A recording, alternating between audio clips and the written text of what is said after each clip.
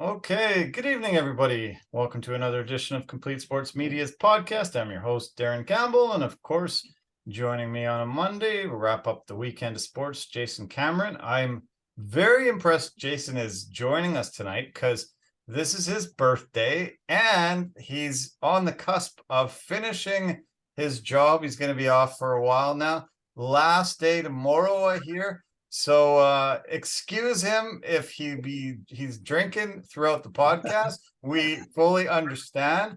I was going to kick you off the podcast if you wore that Russian shirt again, but Oh, but it's your birthday. You're wearing a nice Ironhead shirt instead of that ugly Russian one. And you joined us on your birthday and on the last day of work. This is very impressive. You're really putting a big effort in to show up tonight. I sure am. I sure am. And also too, hey, the Russian shirt is not that bad. It's It was actually pretty cool. terrible. It's Burn pretty it. cool. Burn it. Oh my Never goodness. wear that thing ever again on this. Come Uh, on. And we want to get a huge amount of American viewers. We're going to lose them. It's almost like wearing a Cuban shirt. You don't want to be making our American viewers really angry here. Come on. Don't you got to think of that. You got to think of that. you know what I was actually thinking is that we're global. We're accepting of everybody. But Forget that. No, nobody's accepting of Russians these days. Nobody. The planet is mad at Russia. So you gotta, read the room. Everybody hates Russia right now. Oh yes, Russia. But hey, it's been a great day for me. Everybody has been sending me texts saying happy birthday and stuff like that. So it's been good. It's been a good day. And then I was able to spend it with my best friend this past weekend. We celebrated our birthdays because his was on last Thursday, mine is today. Nice. We usually meet in the middle. Oh, and so I was able to see him, hang out with him and his lovely girlfriend. And we watched the UFC on Saturday during the day, and then we were able to watch some NCAA until she said, "Can we please watch something else?" Will happen. I see. So she kiboshed the rest of the night watching the basketball. Yeah, she most certainly did. I cannot blame her. But for what we got to see, and then obviously the great UFC, it was awesome. It was a very good Saturday. Did you do anything for St. Paddy's Day? No, I did not. I went to bed. I was actually it was funny because as the week progressed, I was like, okay, I'm feeling pretty good. But you know how it comes, you know what happens to you when you know your show is done and you put in all that work and effort and all those hours. Mm-hmm. It's almost as if your body begins to start shutting it down because it knows the end is in sight. That Friday, I have rarely been that tired. Oh, okay. I was physically exhausted. Yeah. And I went to bed early.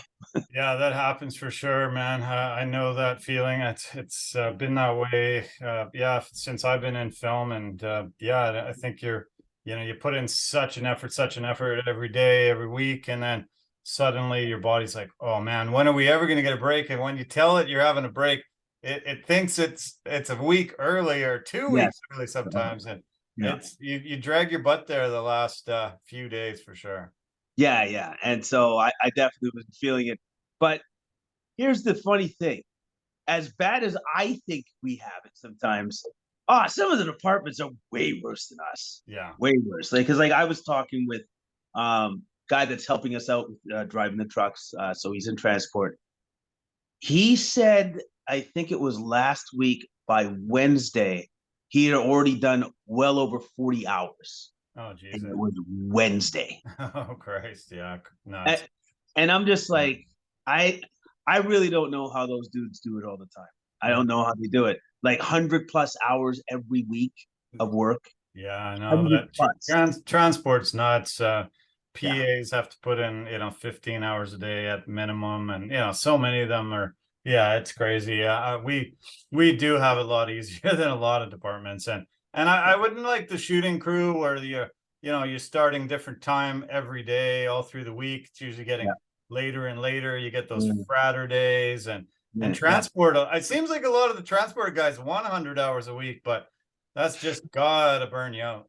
No, yeah. Like he was basically telling me once his boss said, "Okay, so who's available for once we're done? Like we're done, and we have to do the cleanup." He said 80% of the guys are like, "Oh no." Yeah, like, we're done. That's no, it. Yeah. going home. Yeah, no doubt. That's crazy. Yeah. Yeah. I think my body's shut down totally altogether. I think I pulled a hammy going from my bed to the bathroom and back. I didn't leave bed too much the weekend, just watching tons of sports, and my body's just like, oh, what are you doing? You're not supposed to be even up. What are you doing? Got a ham pull, so I'm hobbling back to bed and laying there for another 4 or 5 hours. My body is not in work shape right now, that's for sure. Well, yes, you've been enjoying your time off, and I look forward to being able to join you on said time off. Yeah, so very much looking forward to it now. Yeah, that's gonna be great. Yeah.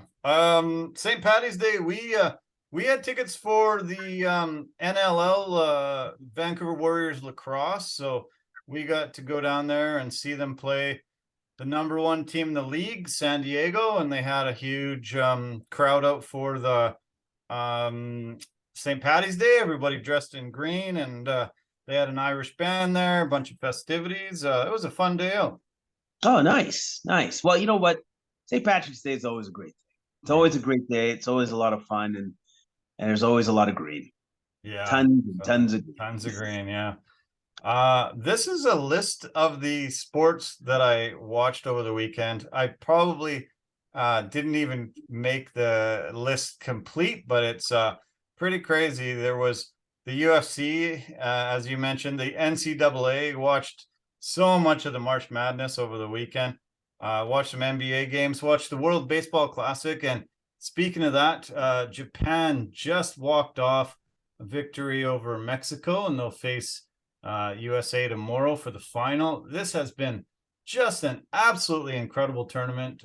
So fun to watch. Baseball's been absolutely amazing. I'm shocked at how good it is. It's some of the best baseball I've ever seen in my entire life, and I've been watching baseball since I was a young kid. So really glad they put on this amazing tournament. I watched 2 golf tournaments. I watched Major League Baseball spring training. I watched some XFL. I watched some NHL, NBA, F1. Oh my God, it was just cornucopia of incredible sports, and I was very entertained. Oh, it sounds like you were super entertained. That is a lot of hours with a lot of sports on a lot of different TVs, I'm sure. Yeah, that's true. Yeah, you're right. Yeah. And yesterday we got a nice day out. We went and we had this really nice tasting room. They have a brewery out on the farmland of Delta. It's called Barnside. I might have mentioned that I went there before. And we went there yesterday. They got these nice outdoor picnic tables, and then when we finished, we had a few drinks there. We went to the casino. They got a brand new casino that's right by the tunnel now, on the Delta side of the tunnel. Oh, okay. I didn't even know. All right. So we decided we would go check out the new casino, and there was some entertainment there, and great bar, and we had a fun time joining there. So it was an awesome weekend. I'm very happy that it came together so well, and I can't wait to break down all the sports that we watched. That UFC, it was, you thought, okay, this is going to be good going in, but turned out to be a really great card. There was a few more decisions than I really like, but the decisions were fun because the battles were really tight. Both guys were not willing to give up, and it turned out to be one of my favorite cards of the year. Yeah, it was a strong card, and I do need to say this. I think once again I was right. I think I called it right about what fight would be the fight of the night. And I think it was most certainly it was the co-main event. Yeah. Yeah, you're right. Yeah. You're getting bang on, accurately predicting that week after week. And you were bragging on Saturday after that fight ended. I said, "Hey, there's one more fight. It might not be, but even though the main event was a great fight, the co-main event was fight of the night according to the UFC and many observers. You're right, man. That was a hell of a battle. Rafael Fiziev was terrific in that first round, but I think he gassed a little bit in that second round, and Gaethje started figuring out how to beat him, figuring out to keep him on distance with his jab. A lot of nice leg kicks and a lot of great movement, and he took those last 2 rounds and had a very, very great victory. And it was exciting. Those 2 guys were super tough, and it was very, very close fight. It was a very close fight. Those guys swing with so much power for the entirety of the fight, which is in itself amazing for them to be able to do that. Yeah. It was just when you saw Fiziev slow down just a bit, and that's all Gaethje needed to finally catch him. Yeah. That was it. Like it's that close when you're at that level. Yeah. It's like if your gas tank runs a little bit low, mine's always going to be at the same speed. So that means I'm going to catch you now. Yeah. I'm going to catch you with shots. And that's exactly what happened. But I do want to say Fiziev's striking speed is something to behold. Yeah. Jesus, kid. Like it was like watching a video game at times. Yeah. He was so quick. I think he wore himself a little bit out after that full output in the first round. It seemed like, you're right. He just slowed down just a titch, but man, he is super quick and dangerous. And they were both throwing for the fences. Gaethje, I think that's his 10th fight bonus, and he's always in exciting fights. He always takes a lot of abuse, but just gives back as much or more. And that will be helping him maintain a standing way at the top of the lightweight division, and give him a shot maybe at a title shot very soon. Let's talk about the main event. This is Usman Edwards 3. The Usman Edwards 2 fight from last year was my favorite fight of the year, one of the favorite fights I've ever had. Just to see Leon Edwards pull victory from the jaws of defeat. His story when he took the mic and said, do you see me now? Do you see me now? And just the story of him finally reaching the heights and getting the belt. But most people predicted coming into this third fight that Kamara Usman was going to dominate again and win this fight. And something changed. Edwards was the better fighter on this night. According to the judges, he won 4 or 5 rounds, and most people observing thought the same thing, and was able to solidify, defend his belt, and get the victory in front of his hometown fans in the O2 Arena in London. It was just an incredible moment to see him get that crowning achievement, prove that it wasn't a fluke that he won that last fight, and now is the champion going forward. Yeah. There was a lot of like Kamara Usman tried to implement a lot of mental warfare against Edwards going into this fight. Didn't work. None of it worked. And I think maybe you could even argue to a certain extent, Kamara was trying to do that to also pump himself up as well, knowing that this man has beaten him, right? So he needed an edge over him. Didn't get that edge. No. I thought the thing that would be the deciding factor in this fight would be, can Kamara Usman incorporate his grappling like he did in that second fight? He wasn't able to do that. No. He wasn't able to do that. Basically, Edwards had a fantastic game plan and neutralized Kamara Usman's best weapon, which was his grappling. His counters were effective. He tore up that lead leg with the calf kicks. Mm-hmm. He went to the body to try to drain his gas tank.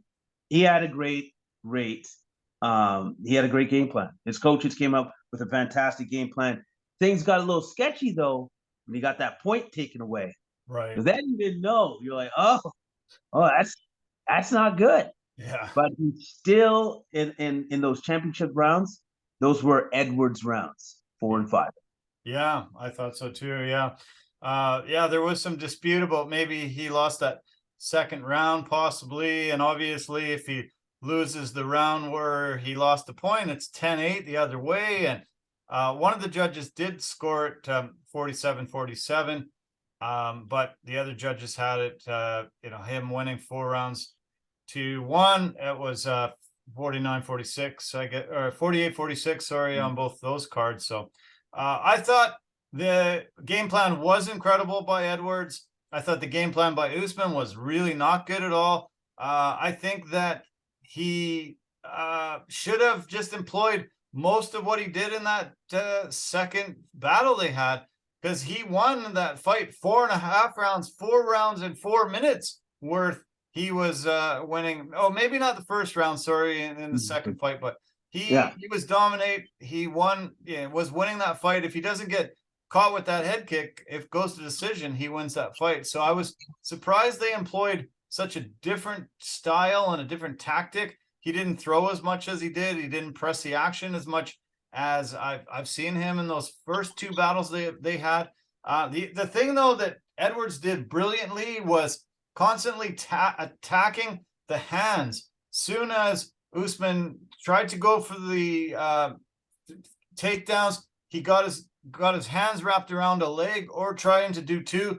Immediately, Edwards grabbed a hand and wasn't able to, or was stopping him from getting his hands locked and stopped the takedowns. That was a really brilliant tactic.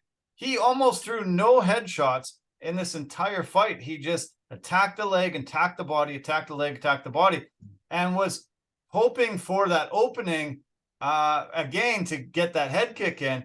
That never really materialized, but the damage that he was doing on the legs and the body was significant. He landed a few knees as well, and it was incredible to see what the 2 teams were going to do different. And Edwards' camp employed just the perfect style to beat Usman and get the victory and continue on this championship run. Yeah, and just the cumulative effect of those strikes was wearing down Usman. Yeah. So he couldn't incorporate his style. And on top of that, I want to say Edwards, his striking efficiency was off the charts. I think he struck him at least 60% of the time whenever he was throwing a strike. And that in itself, that's why Usman couldn't incorporate his plan. He was using his forward pressure, but it was ineffective. It was ineffective forward pressure because of how well Edwards was countering. Yeah, no, I totally agree. Yeah, it was just an incredible effort. I'm so happy for him, his camp, to see a Jamaican-born champion solidify it by his second victory. To be from England, finally a second English champion, and as I said, solidifying it. Moving forward, it looks like they've already decided that Colby Covington is the guy he's going to have to defend the belt again. I'm really angry with that. I don't want to see Colby. I don't think he deserves this opportunity and chance, but Dana White said it. They brought Colby in as the guy that weighed in, was going to, join this fight if either one of them had to pull out. So I think it's a done deal, unfortunately, unless we see an injury. Here's the thing, though. I was listening to Ariel Helwani. He had Leon Edwards on. Nice. Edwards doesn't want Colby Covington. Nice. He feels the same way as you. He feels that he doesn't deserve it. He feels that the fact that he didn't fight, and then that Dana White privilege is a real thing, and that when he went through the same thing that Colby Covington did, he got taken out of the rankings. Guess what? You didn't like that? Nice. And he's got an axe to grind. So he's like, nah, I actually have a say in this. Nice. And I'm saying no. Nice. Glad to hear that. He doesn't get the shot. I loved it. I love the fact that where it's just like, be careful what you wish for, Dana. Sometimes some of these fighters, they remember how you treated them when they were coming up. Yeah. But no, this is it.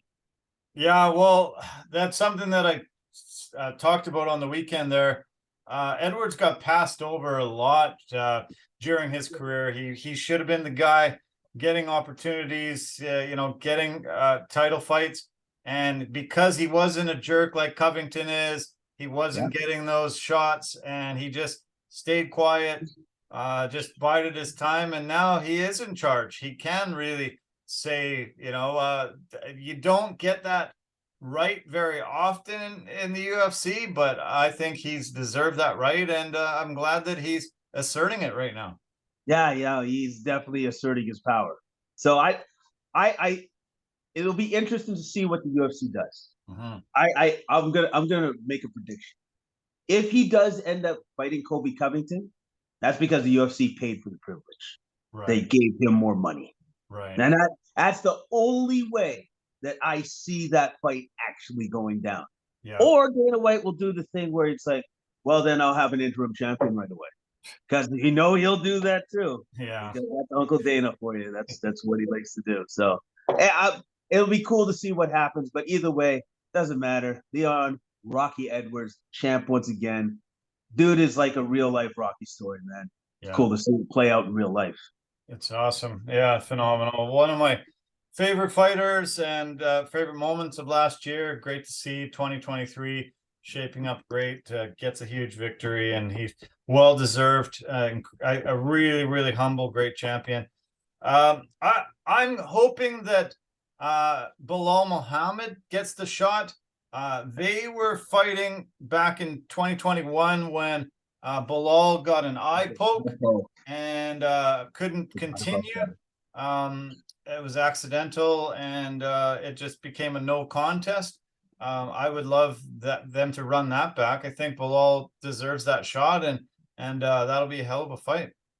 That would be an awesome fight. That would be great because we didn't get any finality in that fight, right? So, We didn't get to see who was the better man. So that great call, great call. I would love to see that fight.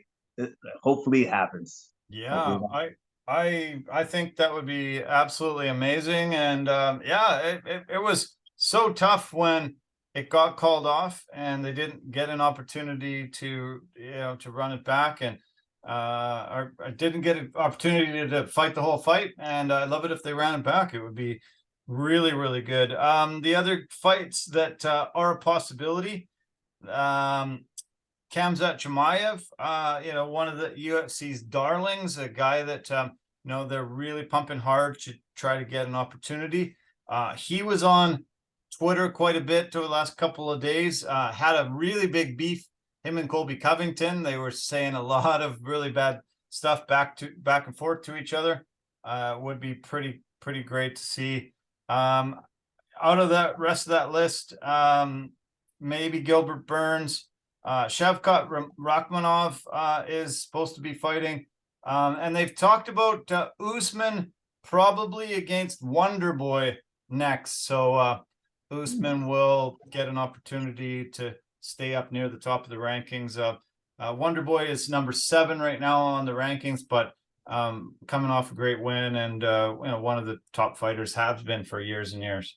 Well, I'll tell you this much. I know what Usman's not going to do. He's not going to incorporate the Kevin Holland strategy of, I'm just going to do what this guy does best and stand up with him and strike. Yeah, he's not doing that. No, definitely not. No. Yeah, so yeah, we'll see what shakes out. But yeah, I'm glad to hear that. That made my day. I was just like, oh no, I got to hear Kobe. He was a jerk outside the cage. He was a jerk after. He Yeah. has been a jerk on this last 2 days. I've been just like, oh man, I wish this guy would just go away and fight somewhere else, because yeah, he makes me sick. I don't like him. Nobody does. He is the biggest heel that is in the UFC, and yeah, I don't think he deserves a shot. But here's the thing that makes it so much worse. You get rewarded when you do that kind of stuff. Yeah, that is tough. That's why he's doing it. Apparently, like outside of like the public eye, off camera, he's not like that. This Yeah. is just a persona of his, apparently. Yeah, But that's at what the same that's time, what some people say, but yeah, yeah, I mean, I think you should be real, just be yeah, I yourself, know. be real, yeah. It's nah, I just wish he would go away. Enough about talking about him. I want to go through the rest of the card, but I do want to mention before we forget, UFC announced that Anderson the Spider Silva has been nominated to the UFC Hall of Fame and will be inducted International Fight Week this coming week. That was a great announcement and well deserved. One of the greatest fighters of all time. Super decorated career, and really quickly he's getting his due. They're not giving it years and years, just almost immediately putting him in the Hall of Fame. Here, the funny thing is when I heard it, obviously it was just a given. I kind of thought, did they take too long? I'm gonna be honest. You think? I, Yeah. I thought that was my immediate thought was, did they take too long in announcing something that's super obvious to any fight fan, any UFC fan? Because Yeah. I'm like like as soon as he retired, she just said, and you go into the Hall of Fame. like Yeah. right then and Yeah. there. Well, most Hall of Fames, in team They do take. sports, I think you have to have 5 years out of the game. Yeah. The only guy in NHL that they ever waived that for, I think, was Gretzky. Oh. And most of the, I mean, the UFC Hall of Fame has been weird. It hasn't been, something where they wait a certain amount of time. It's just like, what should we do this year? I don't know. What do you think? They don't really have any kind of system. They don't have any kind of idea who gets in, who doesn't, when or where. It's just sort of, just what Dana and the boys kind of feel like from year to year. It's really weird. I wish they had it more regimented. After a certain amount of years, guys get in. You just know that, okay, if he retires in 2021, he's getting in by 2023, 2024, whatever that is. But yeah, it's a weird system that hasn't had any kind of criteria that attached to it. Yeah, it's not standardized. No. And maybe they're doing that like completely on purpose. But Yeah. maybe they should look back at that and say, maybe we should actually make it more standardized. Yeah. Like after a couple of years, 2-3 years, then we see who the nominees are to get into the Hall of Fame, and they do it like like other professional sports leagues, because like they're a professional sport league. So yeah, I think that the good thing about a lot of the professional sports leagues that they do it after 5 years is that they're insured the guy doesn't retire and come back, yeah, back. true. Tom Brady, retired, said see you later. 40 days later, boom, he's back. Brett Favre, I think, retired like 4 times and came back. And we see it in combat sports, we see it in boxing. How many retirements has most of the top fighters had over the years? I think it should be a few years after their career. And so you ensure that they are done, they are good, and, they can go off into the stratosphere. Henry Cejudo has been, I think he's in, and he's coming back and fighting soon. It's kind of weird that, you're still fighting and you're in the Hall of Fame. It doesn't really make sense. No, you're absolutely right. You shouldn't be in the Hall of Fame and be a current fighter at the same time. It's like, no, that's how good I am. I'm already in the Hall of Fame and I'm still fighting. Yeah, that's no good. Anderson Silva's last fight was against Uriah Hall, Halloween night of October 2020. It was his last fight in the UFC. So I guess it's 2.5 years now. I still, kind of thought he was a bit active still because he's doing boxing and all that kind of thing. But anyway, yeah, it was a no-brainer. Great to see some of those old highlights when he was at his prime. Some of the moves that he could make, some of the incredible artistry and martial arts superiority that he had was just so far ahead of his time. And during his prime, he was unbeatable and just almost untouchable. An incredible fighter, and great to see him finally get his due. Yeah, great to see him finally get his due. And one of my favorite highlights of him was when he was pushed by Chael Sonnen and basically pulled Leon Edwards before Leon Edwards ever did it by locking up that triangle choke and then getting the win. And you're just like, oh, he's still got it. He's still got it. Oh, man. That was an excellent win by him. And he's just been an excellent champion, an excellent representative for the UFC his entire career. Yeah, incredible. Yeah, very, very good. So glad he's in, and can't wait for the ceremony. I think it's June down in Vegas for International Fight Week. So we will get to see it and comment on all the details. Okay, why don't we switch now to the welterweight fight between Gunnar Nelson and Brian Bam Bam Barberena. Gunnar Nelson ended up getting $50K for submission of the night. Had a really great performance. He was able to secure the first sub in a few years, but once he got Barberena down and was able to work towards getting this armbar submission, it was a foregone conclusion and proved that he is one of the best grapplers in the UFC. Oh yeah, like once it went to the ground, it was pretty much game over. It was game over for Barberena. I think he kind of knew it because Gunnar is just that good. He's that smooth on the ground. His transitions were seamless. Wow. Even when he was locking up the arm, Barberena pretty much knows what's coming, and he couldn't stop it. Couldn't stop it, yeah. Couldn't stop it. So. Yeah, that set a record for the most ever welterweight submissions, breaking a tie with Chris Lytle and Damian Maia. That was his 7th submission win, and he is, he's just lethal and brutal. Once he got to the ground, started throwing elbows, and until he saw the opening, secured that armbar and immediate tap, gets the victory just seconds before the round's supposed to end. But huge win. Great to see him. He is transitioning more to the coaching side of things. I don't think we're going to see Gunnar Nelson fight for too many more years. So it is a pleasure getting to see him with his amazing jiu-jitsu game. And I look forward to seeing him again soon. Hopefully he fights a few more times this year before he calls it a career. I think he's hanging it up fairly soon. There was talk today about him possibly fighting the winner between Kevin Holland, Santiago Ponzinibbio, which will be great, either one that comes out of that. The other names floated about were Michel Pereira or Muslim Salikov, are 2 potential opponents for him next time. All great candidates for a fight with Gunnar Nelson.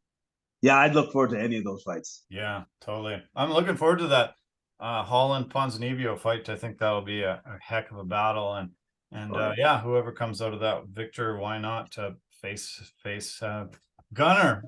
Okay, Jennifer Maia and Casey O'Neill had a battle in the women's flyweight division.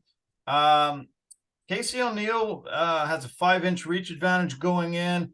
Was really the favorite, undefeated, looking like one of those girls on the meteoric rise going through this division. Jennifer Maia has had her ups and downs, but wow, I was shocked about Maia, how much more experienced she looked, how good she looked. I think that was one of the best things best fights I've ever seen her fight, and she just really looked fantastic throughout the whole entire match. I was surprised at how outclassed O'Neill felt to me throughout the entirety of that fight. Totally. It felt like Maia was like just in a different league, period. O'Neill kept marching forward to get hit. like pretty much. Like got cracked. Yeah. It just didn't seem like whatever sort of plan that they had going in was immediately blown up by Maia, and there was no second or third plan behind it. No. There was nothing. Zero. There was nothing. No, they didn't change their plan at all, and Maia just pieced her up everywhere. Yeah, just every time O'Neill came close, she just hit her 2-3 times. Great combinations, so fast, and you're right, just thoroughly outclassed. Yeah, and her lateral movement, Maia's lateral movement throughout the entirety of that fight was exceptional. Yeah. Exceptional. So she was there to hit and not be hit. Complete blowout by Maia. Very, very dominant win. Yeah, you're right. Yeah. The fight that kicked off the main card was Marvin Vettori, Roman Dolidze, a great middleweight battle there. This was two former training partners battling each other, both super tough. Vettori was better, in my opinion, with straight punches and kicks. Dolidze just throws too many hooks. He missed too many shots with those hooks. I thought Vettori had a great game plan, was able to get the win. Yeah, because Vittori is more technical than Dolidze. Dolidze just tries to bludgeon you to death. Yeah. That's what it felt like. Like he just like, and then Vittori, to his credit, was more technical, and that's where he won. He won off his technique. So if Dolidze needs to improve on anything, it's probably the technical aspect of his striking. That's where he needs to improve upon. He has the power, clearly, right? But they both do. So when you have two rugged guys like that can take each other's shots, well, then what's going to be the differentiating? What's going to be the differentiating factor? It's going to be. Yeah, you're right. Exactly. Bang on. Yeah, I fully agree. And yeah, that was the factor, and that was the difference. Dolidze is strong, very, very tough, but way too many shots missed, and wasn't able to capitalize, get his shots in there. And Vettori technically was super sound, so got the win. Okay, turning to the prelims. The feature fight in the prelims had Jack Shore moving to featherweight, fighting Mr. Finland, Makwan Amirkhani. Amirkhani looks good in the first round, as usual, and then gasses out in the second round. This was a familiar case and has been his problem throughout his career. Looked tired. His cardio problems were just exploited by Shore. Shore was able to get the big submission win and get the victory. Yeah, and Shore looks good doing it. Yeah, like he's a great hybrid of mixing up his strikes and his grappling. Like he just does that so well, so seamlessly, and also too he's got a gas tank that doesn't burn out. Yeah. Not unlike Amirkhani's, because Amirkhani looked great first round, looked good. It was close fight, but in that second round, once he came out, you're like, yeah, there it is. And it showed itself, and Shore knew it. And so he put on the pressure, managed to get him down to the ground finally, and then sink in that rear naked choke. It was almost like writings on the wall, especially if you're fighting somebody of Shore's caliber. That knowing that I'm that well-rounded in every aspect, including my gas tank. Yeah, which is something that you're lacking in. Yeah, well, his gas tank at 145 is I think, a lot better. This is the better weight class for him, and he, really proved it. Getting that rear naked choke was lethal, and that was his 8th rear naked choke victory in his career. So one of his favorite moves, if not the most favorite. Huge win in front of the UK crowd. He was pretty excited about things, and he talked about his family being there, just beating cancer. I think it was his father. Father. It was his father that he was talking about. Yeah, so another thing that he was fighting for, and very great big victory in front of the hometown crowd. Good on him. Okay. There was what else do we want to focus on? I know that you want to talk about the Makayev Filio fight. Why don't we switch down to that one? Okay. This was a pretty crazy fight. I do want to mention that I have yet to watch it for the second time, but I plan to. I didn't get a chance today, but Filio says that Makayev tapped 3 times, 3 different moments in the fight, and he is protesting the fight. He said that he deserves the victory. The referee never jumped in. Herb Dean did not jump in and stop the fight. 3 separate occasions he said that Makayev tapped. I got to see this for myself. I didn't see that, but I think we all would have tapped to the knee bar that Filio had wrapped around him, and he blew out his knee. Still got the victory because the fight was on the ground. He ended up reversing it, getting a rear naked choke and getting the victory, or more of a face crank kind of a choke, and got the win. You mentioned to me just before we started the podcast that you would have tapped for sure because, man, that was one of the brutal knee bars most brutal knee bars that we've seen, and we know the damage was done to it. And the rehab's going to take a while to recover from. And we were also talking before we went on. Was it worth it? Honestly, I have to ask, was the win worth it for the amount of damage and injury you've now done to that leg and the amount of rehab and exercise you're going to have to put in to try to get back into the octagon? He's probably going to be out for at least most of a year, like 8 months. Yeah, I would say. Rest of the year, probably. Yeah, and probably not fighting again in 2023. Exactly, right? Like when you saw the severe angle that thing, his leg was bent back. Yeah, it's not supposed to bend that way. It's definitely not supposed to bend that far back. Yeah. Right? I couldn't believe that he wasn't tapped. That was the one thing that I'm looking at. I remember seeing it, the fight. So I think what Filio is getting at is that when he was on his side, right, and he had the knee bar locked in, he thinks he was tapping where it was underneath the bodies. Okay. Right? That's the only thing I can imagine. That's why the ref didn't see it. Because he didn't tap up top. He tapped underneath. Underneath, yeah. But I didn't see it either. I remember that fight quite clearly because I remember thinking to myself, that's probably the most disgusting thing I've ever seen. Why is this guy not tapped? Yeah. That's what I remember thinking. Yeah, it's tough. It's tough when you're in there. You want to get your win bonus. You want to, make sure you can win a fight. This was going down to the last, minute of the fight, and I know he didn't want to give up. Do you say he's more tough than smart, or what would you say? When you're in the moment, do you think? What are you thinking in that moment? What's going through his brain? Okay, well, for me, if I was in that moment, granted I'm not a fighter, but I would probably be thinking of, he's got it. If I don't tap, I can't fight for 8 to 9 months or make any money. I'd rather make money. Yeah. That's what I would think. Yeah. I'd do a cost-benefit analysis very quickly in my head and say, I could tough it out, be a tough guy. But if the fight had gone any other way, remember what you said, if the fight had gone back up to standing on the feet and striking, well, the fight's over.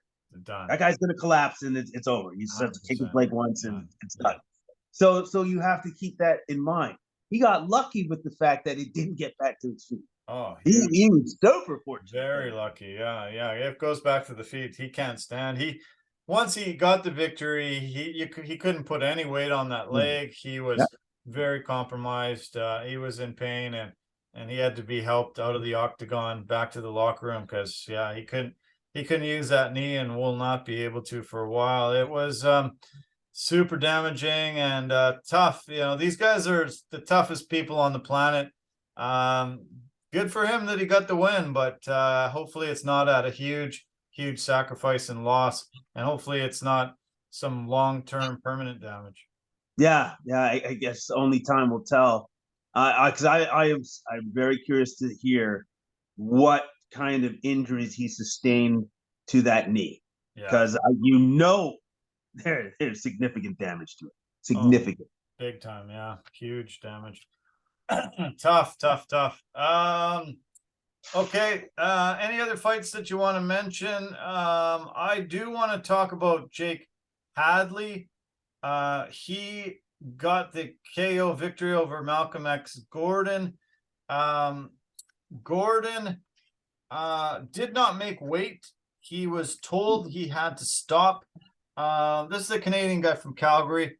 He was told he had to stop his weight cut on Friday night. He was having some kidney trouble, some liver problems, and he missed weight by 3.5 pounds. I think that Jake Hadley took advantage of that, kicked him in the body, and those kicks were super damaging. Malcolm could not take them, hit the canvas, and the fight was over. Well, it's smart because it's like, oh no, you've already done that damage to yourself. I'm just gonna add a little bit more to it. That's it. Yeah. That's all he did. It's like, no, you already damaged yourself. I'm just gonna kick you where you already damaged yourself. Yeah. Yeah, tough for him. Obviously, yeah, it was weird. I was hearing that pieces of his liver were coming out in his urine when he was going to the washroom. So yeah, I mean, obviously that's good that the doctors and the commission jump in and say that's it. We don't want your liver to be in the toilet instead of in your body. So they said it was done. Hadley ended up getting $50K, one of the performance bonuses for it. And yeah, hopefully Malcolm realizes that flyweight might not be his weight class anymore, has to move up. I think if you're losing pieces of your own liver during weight cuts, it's time to move up. I don't think there's any clearer indication than that. Nothing. No, yeah. Good point. Obviously, that's a very, very telltale sign that it's time to not cut so much weight going into some UFC fights for you. Yeah. So, any other fights that you want to mention on the card? Only one last one, okay, which was the lightweight battle between Sam Patterson and Yanel Ashmouz. I'm going to go with Ashmouz. Just this in the height discrepancy between the two fighters. Yeah, I have no idea how Patterson at 6'3" fights at lightweight. I think that's amazing. Yeah, I don't know how you do that, but the fact that dude Ashmouz knocked him out, it was just the visual was just so super jarring. Yeah, like it was just like, oh, it was a quick fight. It was over, and I got to give it to Ashmouz. He figured out a way to get within that reach and shut that man's lights out right quick. Yeah, yeah, he bid his time a little bit and waited for the opportunity. There was a 10-inch reach advantage for Patterson, and so you're thinking, wow, like how's the other guy going to get in and land anything? But once he did, landed that shot, knocked Patterson down, threw a ton of shots while he was on the ground and got the knockout. Patterson was still fighting for the next 5 minutes, fighting the referee, fighting the officials, didn't know where he was finally his corner had to convince him that he was done. He wasn't fighting anymore. It was a knockout that really scrambled him for a while because he was grabbing on to the ref and trying to get going with him. And that was minutes later. He just couldn't figure out what had happened. Well, yeah, because I think it was Mark Goddard was the referee for that battle. Right, I think he gave him a little too much rope on that one. Yeah. When they was doing the ground and pound and it was vicious, and he was bouncing his head off the canvas, I probably would have stopped the fight a little bit sooner. Right. Because then it would have prevented Patterson from trying to fight his own people for the next 10 minutes after the fight is done. So that's me though. That's me. Yeah. Yeah, he was definitely scrambled because he just continued to try to fight everybody there, and good on him, good fighting style, but yeah, make sure you just fight your opponent, not everybody else in the cage. After this was a pretty amazing performance by the Red Fox, Ashmouz, and 7-0 from Israel. Never knew too much about him going into this one, but yeah, great performance and very big win. Yeah, huge win by him, and a quick win as well. So yeah, didn't take much damage. So yeah. Okay, why don't we turn to the UFC Vera versus Sandhagen fight? Takes place next weekend. It's an early fight. Prelims start at 1 o'clock Pacific, 4 o'clock Eastern. And main cards 4 o'clock Pacific, 7 o'clock Eastern. Earlier card taking place from believe it's where I saw it earlier, but where is that fight from? It's not Vegas. No, it's not August. I'll have to look. Anyway, tell me about what you think with Marlon Chito Vera and Corey Sandhagen. This should be a heck of a battle. Should be a heck of a battle. They're going to fight in every aspect, in grappling, in striking. I want to say I think these guys are pretty close in everything. Like I think they're pretty close in everything. I think Vera just has a certain level of nastiness to his game, if there's such a thing that I can say. He has that level to him that Sandhagen's going to have to match somehow, some way. Yeah. And I think that could be the difference right there, because style, like quality wise, these guys are exceptionally close to each other. Yeah, very close. I think it's a great matchup by the matchmakers, and it should be amazing. Yeah, this from the AT&T Center in San Antonio, Texas. Okay. So I knew that it wasn't Vegas, which it normally has been for these fight nights, but glad they're getting out. And San Antonio, great city, love that place. It'll be fun to see the crowd fully coming out. I'm sure there'll be some Texan fighters on the card, and it'll be great. The co-main event has one of the legends in the female fighting women's bantamweight fight between Holly Holm and Yana Kunitskaya. Yana, her last name is Santos now. She just recently got married, but they're both 14-6, evenly matched. Should be a great battle between two tough ladies. Yeah, I think I imagine that Holly Holm will use her movement to her advantage to try to wear down Kunitskaya. It's going to be a great fight, and it's going to be nice to see Holly Holm back in the octagon. Haven't seen her for a while. Yeah, it's been a while. Okay, what's your prediction for fight of the night? Let's see if you can go on a streak predicting it correctly week after week after week. See if you can go on the streak the rest of the year. Okay, all right. Looking at the prelims. You know what? I'm gonna go with the main event. I'm gonna go with the main event. I'm gonna go with Marlon Chito Vera and Corey Sandhagen, because there's a lot on the line between these two. Literally, I would say in contention for a title shot. Yeah. Like maybe one more fight between one of them or whatever, but it's right there for the taking for both of these men. So they're going to be coming out with something to prove, for sure. Yeah, I agree. I started looking at this fight, and I saw so many featherweight fights, so many flyweight fights. There is. It just didn't look like there was something that jumped out as holy cow, anything that but the main event. So good call. I wish I had another one to save, but I think you're going to be bang on or all right. And that what, 4 weeks in a row? At least 3. That's something like 3 or 4. I've been on a heater, so hopefully I can continue it. Yeah. We're just a few weeks away from UFC 287.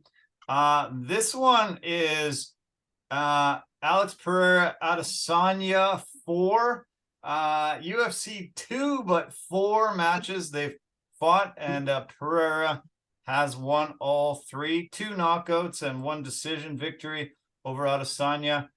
This was one of those ones, just like Edwards Usman, where Adesanya is winning this fight until the very end.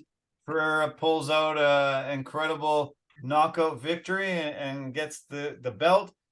This will be interesting to see what changes happen between these two guys, and what takes place in their battle after Adesanya lost last time. You know what I think Adesanya needs to do? I think Adesanya needs to incorporate what Edwards did to Usman. Go to the body and forget about the head. Yeah. Try to wear down this man's gas tank, because I know this for a fact. Pereira cuts an insane amount of weight. Yeah, he's a big man. Yeah, he's a big man. Yeah. So he's cutting that much weight. to get the size advantage and the strength advantage against Adesanya. So Adesanya has to use that against him and just start beating his body. Yeah. And I think he should focus on beating that man's body for the entirety. Sorry about that. I think it could be very big dividends going into the championship rounds. Yeah, good call. I agree. Yeah, it would be smart for Adesanya to employ that type of tactic, and it's 5-round fight, so if you can wear him down, and he might give you an advantage there too. So I'm looking forward to the co-main there, Burns and Masvidal, two warriors, incredible. The bantamweight fight between Font and Yanez should be great. I already mentioned the Holland Ponzinibbio fight. That will be maybe fight of the night. Those two guys will go to battle incredibly well. We get to see Gastelum, Chris Curtis.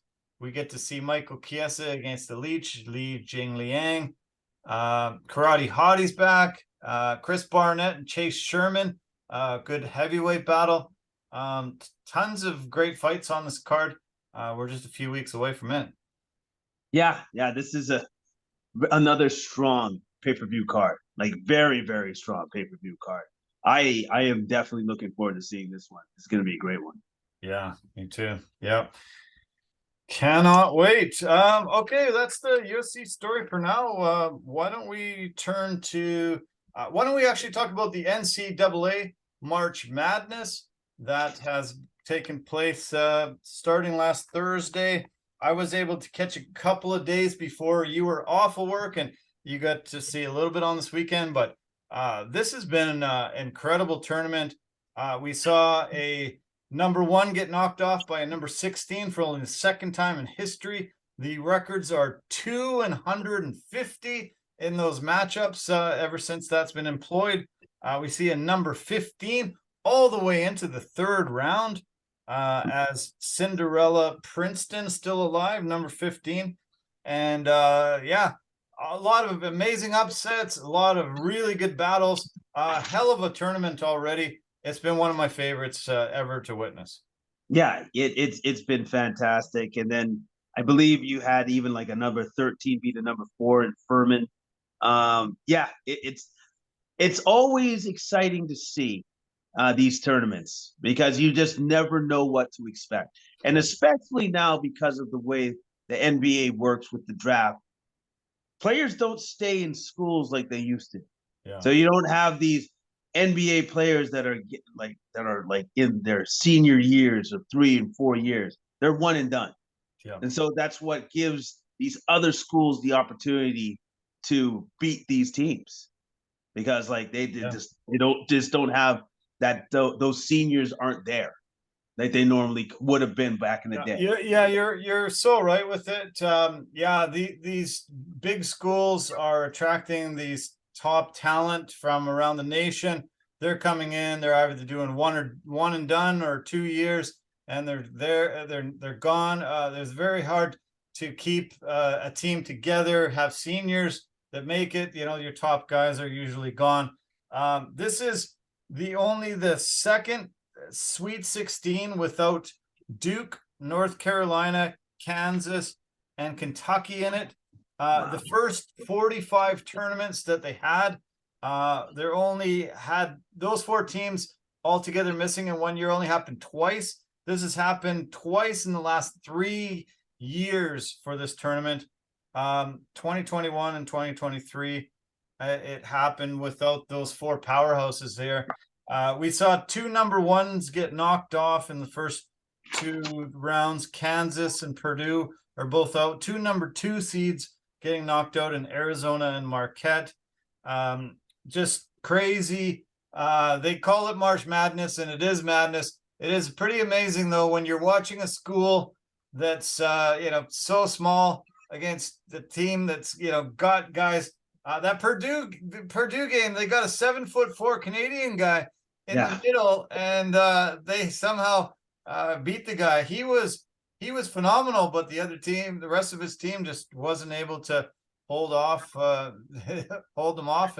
And it was a massive upset, huge victory. And It makes it more fun, I think. I love upsets. I love how you just never know. There was something like 20 million brackets done, and nobody has a bracket left that can win it, predict every single game correctly. And I think it was after the first 2 days, there were down to like 17 brackets still had a chance after the first 2 days. And then a day later, that's it. Not one person can accurately predict this tournament. That's pretty incredible. Well, of course, who could predict that? Like with so many number ones that are gone, your number twos are gone, and then also too just having the wild card of Princeton all of a sudden is in the Sweet 16. Like, no, man, you're not gonna get that right. You're just not gonna get it. Can't do it. But that's the beauty of the madness of March. That's the beauty of March Madness, man. You just don't know what to expect. I do have to say that Alabama and Houston, both number one seeds, still in it, still have a really good shot at taking it all and going far. We will see. The games don't kick back in until Thursday. Kansas State, number 3, plays number 7, Michigan State. I'm predicting Michigan State wins this. Tom Izzo and that Michigan State Spartans, they are phenomenal in this tournament. Even though they're 7th seed, they had a little bit of a down year. I expect them to play Kansas State great and probably win. The coaching that Izzo is able to employ and figure out is just absolutely undeniably fantastic, and it'll be great to see. So we got that game Thursday. We got UConn, number 4, playing number 8, Arkansas. Number 4, Tennessee, plays number 9, Florida Atlantic. And then we have the team from just south of us, Gonzaga. They had a great win over TCU last night, 84-81. They play the number 2 seed UCLA on Thursday night. Looking forward to that. And then the Friday games, I mentioned Alabama. They're the number 1 seed going up against number 5 San Diego State. That's the first game of Friday. Second game of Friday is number 1 Houston playing number 5 Miami, Florida. Then number 6 Creighton, another one of those underdogs that's still playing. They're number 6 playing Cinderella Princeton, number 15. And then the last game of Friday is Texas, number 2, playing number 3 Xavier. So yeah, we're going to see some great games on Thursday, Friday. Saturday, Sunday, we'll have the Elite 8. And then the following week, we'll have the Final 4 and the championship game. So yeah, awesome. I can't believe all the great games, and it's just incredible when you just can never count out anybody in this tournament. You make it in the top 64, you really have a legitimate shot to take it all. It's amazing. Yeah, it's awesome to see, and it's great to see now because of, like I said before, how the NBA draft is and stuff. There's parity. Yeah. Any team really has a shot. Yeah. And like they all have a shot. Like if one of their best players or a couple of their best players can get hot at the right time, all of a sudden they got a chance. Yeah. When you have single knockout, it's it's so amazing. It just if teams play series, you can guarantee, this team's beating this team if they're playing 5-game series, 7-game series. But single elimination, just one guy has an off day, the other guys play above their heads, and boom, they get the win. You texted me over the weekend. You had watched a little bit of the Iona UConn game, and Iona was giving UConn tons of trouble. And you said, you had forgot that Rick Pitino was there. And I said, yeah, unfortunately, he's kind of been banned from all the top schools because of some controversial things that have happened to him. Well, guess what? He got signed to a 6-year deal today with Louisville. He's going back to one of the top schools, trying to take them back to the elite status that they had years ago. 6-year contract for Pitino, leaving Iona. Well, good for him. Good for him. I'm sure it was done under the directive of you can't be trying to buy like players anymore. Okay. All right. Good. Yeah. But hey, he's one of the best to ever do it. Mm-hmm. I don't know if this state's gonna. I don't know if there's a college coaches Hall of Fame, but he should be in it because I think he's one of, what did they say, 3 or 4 coaches that have brought 5 different schools to the dance. Amazing. 5. Amazing. That's freaking amazing. Yeah. That's amazing. They've changed a lot of the rules now, and a lot of the things that he got in trouble for are legal now. So there shouldn't be much that he gets in trouble. Sure, he'll be on his best behavior, and great to see him back at a top school. Even though he did take Iona to the March Madness tournament. So, and then another announcement today: Ed Cooley is leaving Providence, and he's taking over from Patrick Ewing at Georgetown. Be great to see him. Patrick Ewing was, I think, a little bit over his head, unfortunately, there. And Georgetown had a really, really terrible last couple of years. I think Cooley will be able to come in there and do a great job, and Georgetown will be one of those top schools in the next coming years. Yeah, you know what? Being a great NBA player, Hall of Famer, doesn't necessarily translate to you also being a great coach. Yeah, and I think that was what was happening with Mr. Ewing. Hey, he still was one of the best centers that I've ever seen play. But when it comes to coaching, like, you know, your future kids, like the kids, hopefully trying to get into NBA, maybe kind of lacking in that regard. Yeah. Yeah. So, that's the college football or college basketball word for the week, and looking forward to more March Madness starting Thursday. Okay, let's turn to the NBA. Only 3 weeks left in the NBA regular season. It's getting down to the nitty gritty. A lot of things are getting sorted out, but there's still some really intriguing matchups. Teams trying to get into playoff positions, trying to get into the play-in games. It's going to be an awesome 3 weeks. Can't wait. I want to mention off the top, I watched the Sixers Bulls game this afternoon. The Bulls ended up pulling out the victory over the Sixers, snapping their 8-game winning streak. It was in double overtime today. Joel Embiid fouled out in double overtime, but he put up 37 points, 17 rebounds. That was his 9th straight game with 30 points and at least 10 rebounds. Philly has been absolutely so great lately. As I said, they snapped their 8-game winning streak, but last week, going up and up and up, they're going up the standings, and suddenly Embiid is now the front runner to win the MVP after Nikola Jokic almost all season has been the favorite. Great to see Embiid really putting the team on his back and really getting an opportunity to take this team to heights that Philly hasn't seen for a long time. Yeah, and Embiid has taken the responsibility to do that, like to take this team to greater heights. And he's got the players around him. Harden's been playing very well.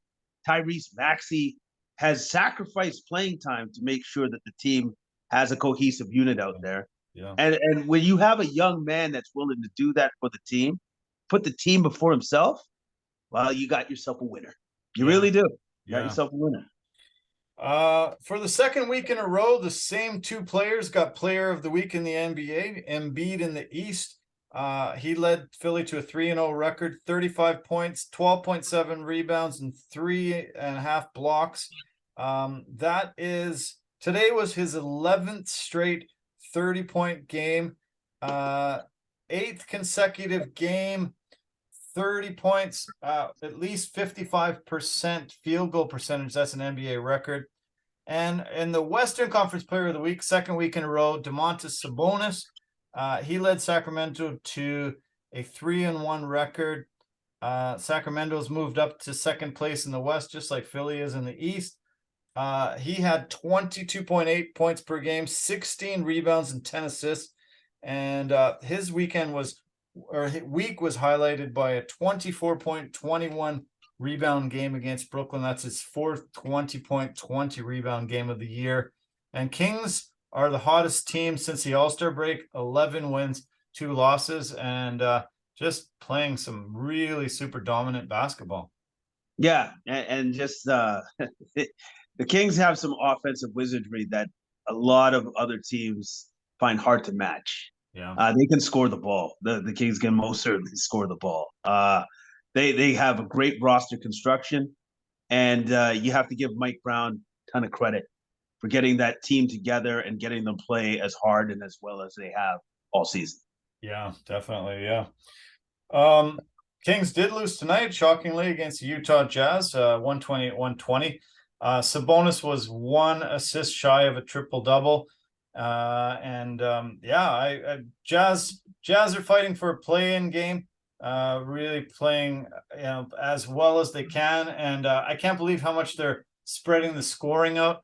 They had double figures from 8 guys tonight. 8 different guys had double-digit points. So this is a full-on team. It's not just 5 guys that are getting the victory. They're able to spread it out. Yeah, no, the Jazz have that kind of roster where they need all of their guys to score. They have the superstar in Lauri Markkanen, and he had a breakout year this year, but they kind of need more guys to score for them to win, for them to be successful. Markkanen's hurt right now, so they can't rely on him right now. Yeah, so he's out. I mentioned that Chicago and Philly played tonight. They also have a rematch on Wednesday, so that'll be great to see what adjustments and changes will be done there. The other games to mention tonight, T-Wolves shocked the Knicks, who are on a 4-game winning streak. Timberwolves 140, Knicks 134. 35 points from Taurean Prince was quite the shock tonight and led the Wolves to the victory. Jalen Brunson had a good game, 23 points, 10 assists. Julius Randle was the star of the night, though.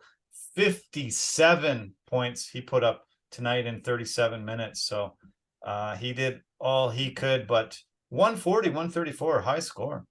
Yeah, very high score. Not a lot of defense, clearly. But a great win by the Wolves. Actually, surprising win by the Wolves. Yeah. Beating a pretty hot Knicks team so far. Very good. Warriors finally got a road victory tonight. They have been just terrible on the road. 7-29 going in tonight on the road, 29-7 at home. But it was against the lowly Houston Rockets, who only have 18 victories and 54 losses. So nothing to celebrate too much yet, but Curry got 30, Klay Thompson got 29, and the Warriors are finally ended their, I believe it was a 9-game losing streak on the road. Yeah, oh man, they are so abysmal on the road. It's like it is literally night and day. At home, we are awesome. Away from home, we are abysmal. So it's good to see that they got the road win. But when you look at the Western Conference standings, the Warriors are in 6th place. So it's not bad. Yeah, just because they have such a great home record, it's incredible. Yeah. The Memphis Grizzlies beat the Dallas Mavericks tonight, 112-108. Kyrie Irving had 28 for the Mavs, but no Luka Doncic still. He's I think he's missed 5 games, and I'm not sure exactly when he's coming back. It's such a massive loss when they don't have him in there, and they're fighting for their lives, trying to keep in the mix too. It's going to be tough if he doesn't come back soon. Yeah, it's going to be very tough. And also, too, the Mavericks are just looking to outscore people now because they just don't have the defense. They don't. Yeah. Yeah, they don't. Exactly. Yeah. You mentioned the Warriors sit in 6th place. They are only 2 games up on 12th place. That's where the Pelicans are. So there's 2 games that separate 6th from 12th. So, we cannot count any of these teams in any of these positions. This could all be completely changed within a week, within a few weeks. 3 weeks to go. Can you believe how jammed up it is? between 6 and 12. 2 games separate those 6, 7 teams.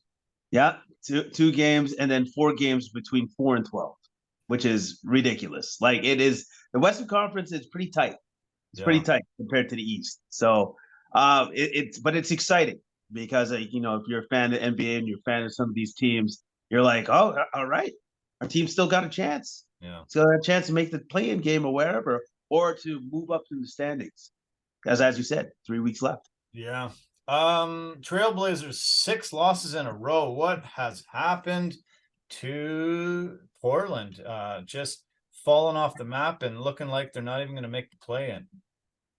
It's a shame because Damian Lillard has been so good this year. Yeah. He's been exceptional. So again, the Trailblazers need to do something for that guy. Yeah. With the loyalty that he's shown to the team, with how good he's been for so long, that something needs to change. They need to get it right somehow, some way.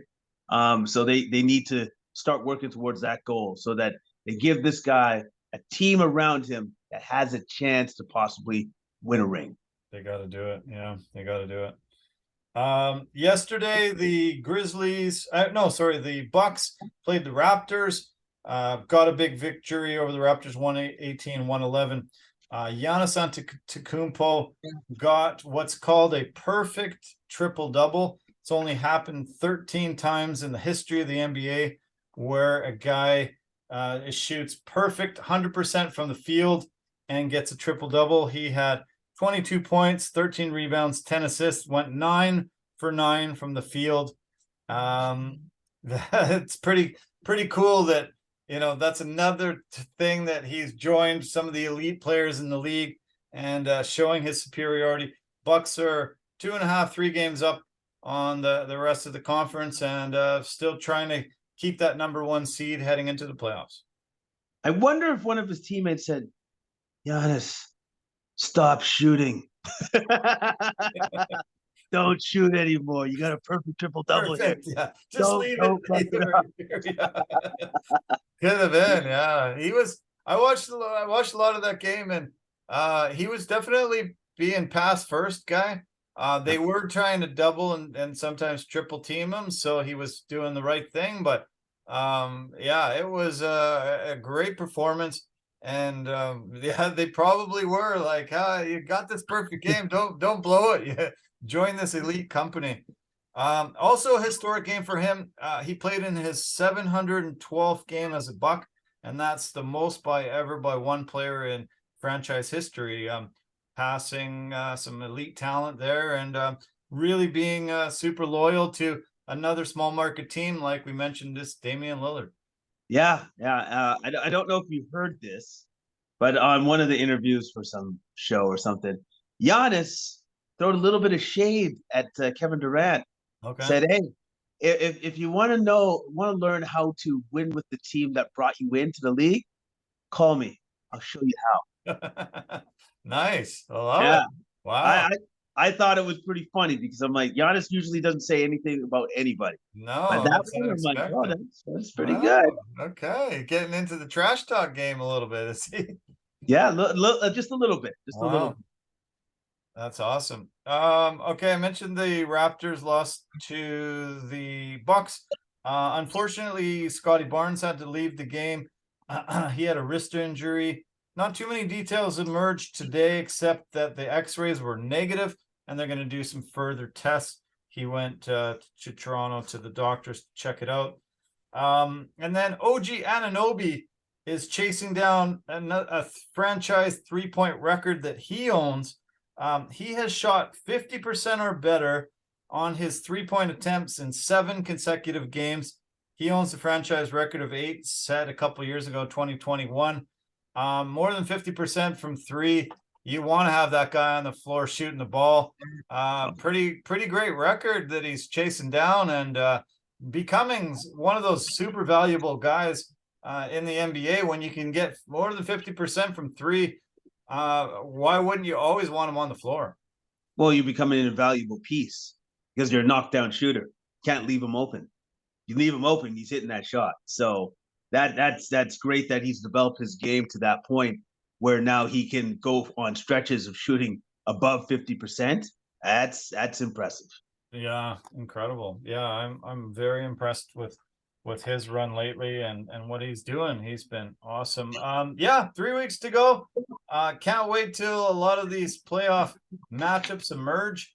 Yeah, right now the Raptors sit in 9th, Bulls in 10th, Wizards in 11th, Heat and Hawks in 7th and 8th. So it looks like good chance that we've got play-in games between the Heat, Hawks, Raptors, and Bulls. There are 2 games separating the Wizards from the Bulls, and there's just a game separating the Nets from the Heat. Nets, once they lost Kyrie and KD, they haven't been playing too great. They've lost 3 in a row and only 5-5 of their last 10, so they could drop down, and one of those other teams could move up. Yeah, definitely. Unfortunately, now that the Nets don't have those superstars anymore, they're going to continue to plummet down in those standings. Yeah. And at the top, it looks incredible. I think the 76ers and Celtics have a real good shot at chasing down the Bucks, especially 76ers playing so great lately. And they had won 8 in a row to really get up there and give themselves a shot. They're only 3 games back. Yeah, I think it's going to be a 3-horse race, obviously, in the Eastern Conference between those top 3 teams. Yeah. Yeah, you're right. You're right. Okay, a couple NFL notes I really want to mention. Let's talk about some of the deals that have been made over the last few days. Free agent frenzy is still in full force, and some of the things that are happening are pretty great. Cowboys were able to pick up Brandon Cooks from the Houston Texans. They will only have to pay $12 million out of his $18 million salary. Houston's going to pick up $6 million of that, and they also picked up a 5th-round pick in this year's draft and a 6th-round pick in next year's draft. I'm shocked when I see these top receivers like that. 6-time 1,000-yard receiver, top receiver for Houston last year, only getting a 5th and 6th rounder. That's weird, isn't it? It's almost like they're devalued. You know what I mean? Like they're not, there's no value there, but there's plenty of value there. Like, and also too, there's consistency there as well. So I don't really get it. I don't really get it. And obviously there's value because the man's making $18 million a year.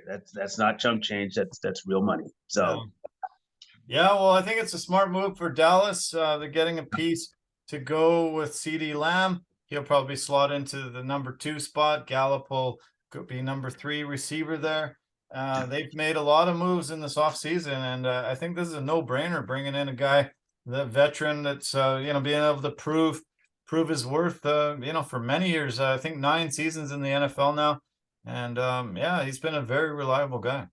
Yeah, he's been a very reliable guy. Like the Cowboys did actually have a receiver of that caliber, and they let him walk, Amari Cooper. So yeah, I don't understand that. But anyways, this should do them well for their offense. Very good. Okay. CJ Gardner Johnson goes to Detroit.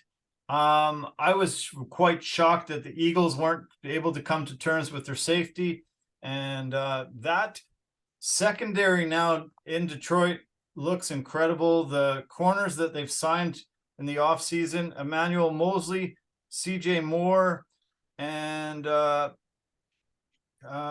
couple other guys. They are really addressing the needs they had in Detroit, and I think all the moves that Detroit's made with great offense last year, a lot on the defense in this free agent period. I think look out, Detroit's going to be great this coming season. They needed to address a couple of things, especially on the defense, and now they're addressing them. And I said it 2 years ago. Watch out for this team. They're steadily just going to keep getting better, and they are. They are. I think they're good. I think this season coming up, they're going to be a force. Yeah, I think you're right. Yeah, looking forward to that for sure. Jimmy G finally signed his deal with the Raiders. How do you think he's going to do there? Well, he's a winner. You know what I mean? That's the one thing that we know about Jimmy G. He doesn't look flashy, but he does win. He does get the job done. I'm going to predict that they do better than they did last year, at least. At the very least, with Jimmy G at the helmet, they're going to do better than they did last year. Yeah. Big deal today got signed. Laramie Tunsil signed in Houston, a 3-year deal worth $75 million. Highest paid offensive lineman, $30 million signing bonus, and $50 million of the 75 guaranteed.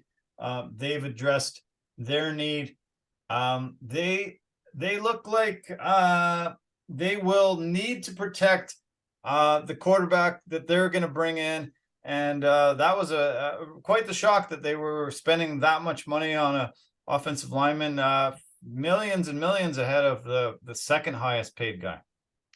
Well, you know what?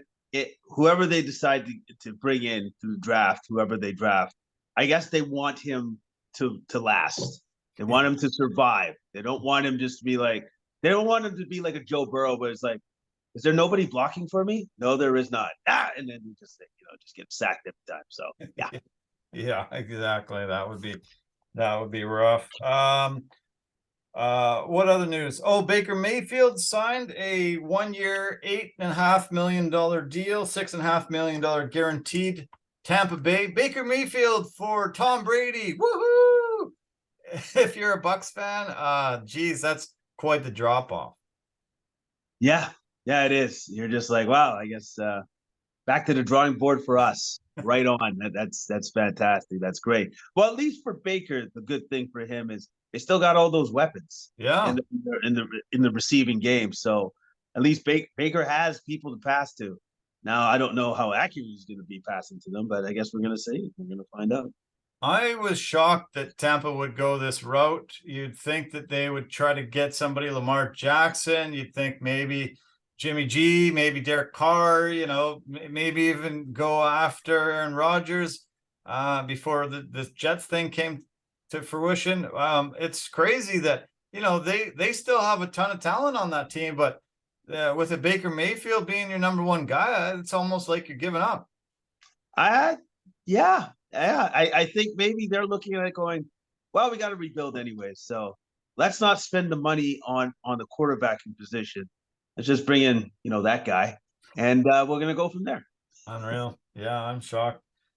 What do you see happen with Odell Beckham Jr. now?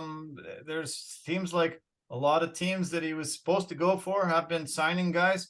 Do you think he's going to get on a roster soon?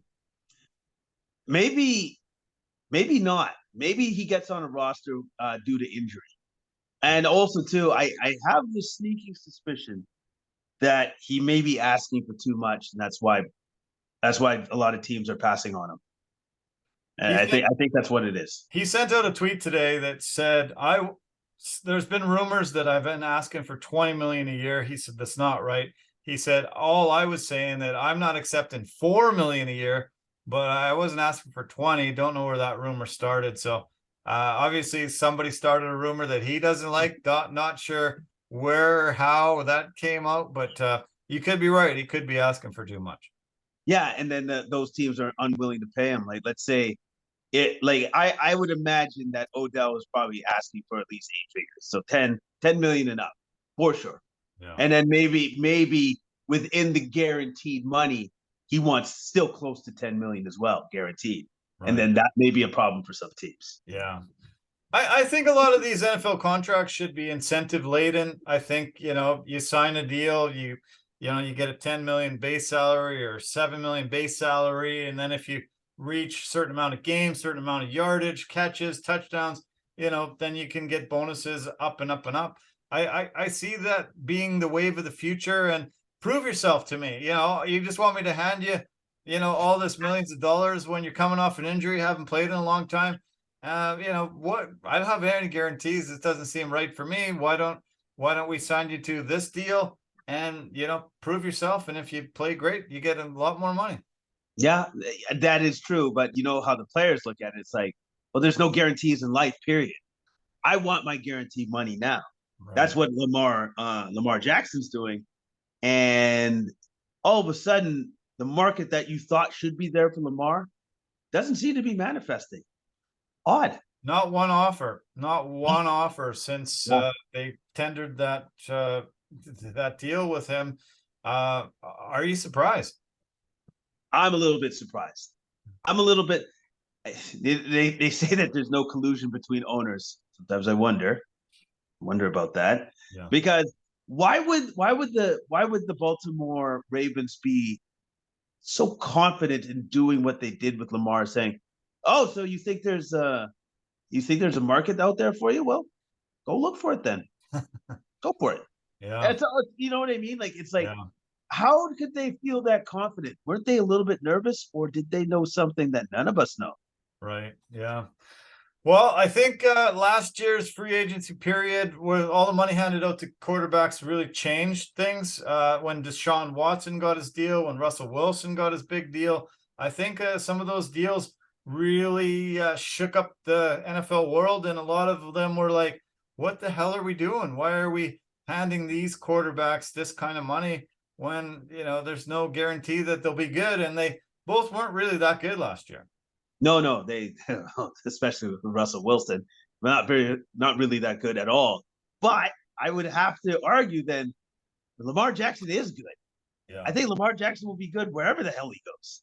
Right. Like, that guy, you're not going to have a drop off with him, from a former MVP and stuff. Like, I'm sorry.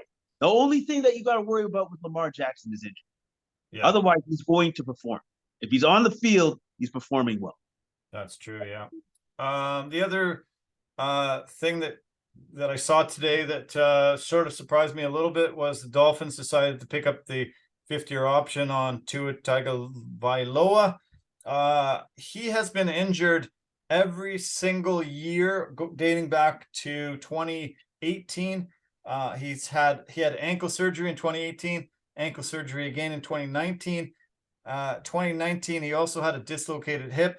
2020, he had a serious thumb injury. 2021, he had broken ribs and rib injuries.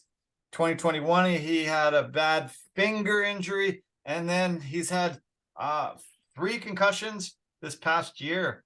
I'm kind of surprised that he isn't sort of floating in the wind and looking for a place to go, because injury prone is him for sure. Injury prone. He's a smaller player playing amongst a bunch of giants. It's going to happen.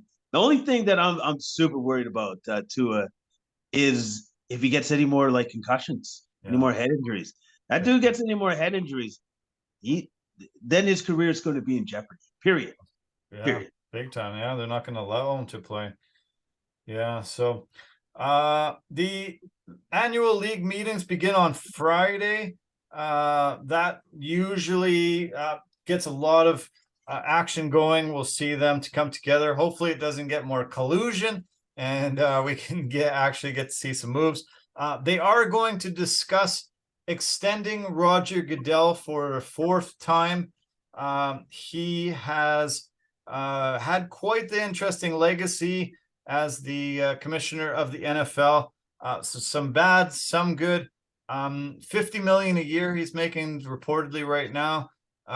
Do you see them extending him and giving him even more money?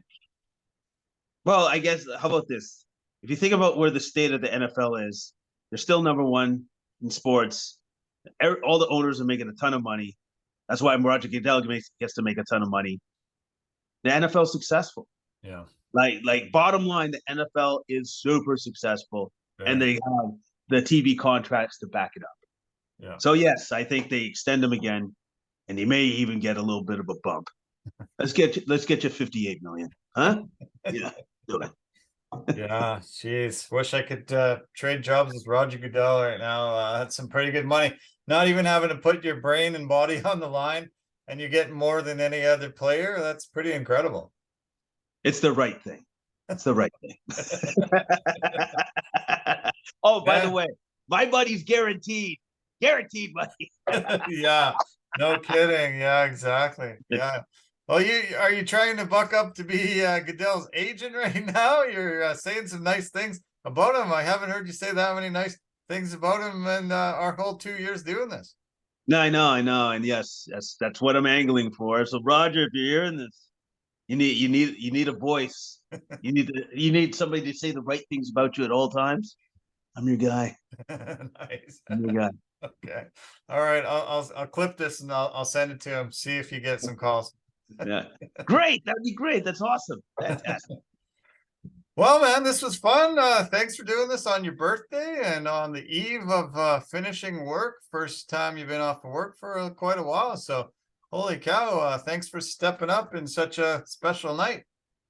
Thank you, and thanks for having me. It's always a pleasure. It's always fun, and I'm looking forward for sure finishing work tomorrow and enjoying my time off and being like you, getting to sit back, maybe not even get out of bed, and just watch some sports. Yeah. Thursday's the NCAA kicking back in. I can't wait for those games, and yeah, we'll have to keep in close contact. Yeah, can't wait to see it. We'll have to do a beer somewhere, do some lunch coming up this coming week. It'd be great to see you. Definitely. We'll talk more, but yeah, it's gonna happen. Awesome. Okay, man. All right. All the best. We'll talk to you later on in the week. Have a great day tomorrow. Have a good rest of your night. Thanks a lot, buddy. Appreciate it. We'll talk to you later. Okay. Bye for now. All right. Wow. On Jason's birthday. Wow. Holy cow. We are privileged. Great that he was able to come in and give us insight. That was a fun podcast as always. Yeah.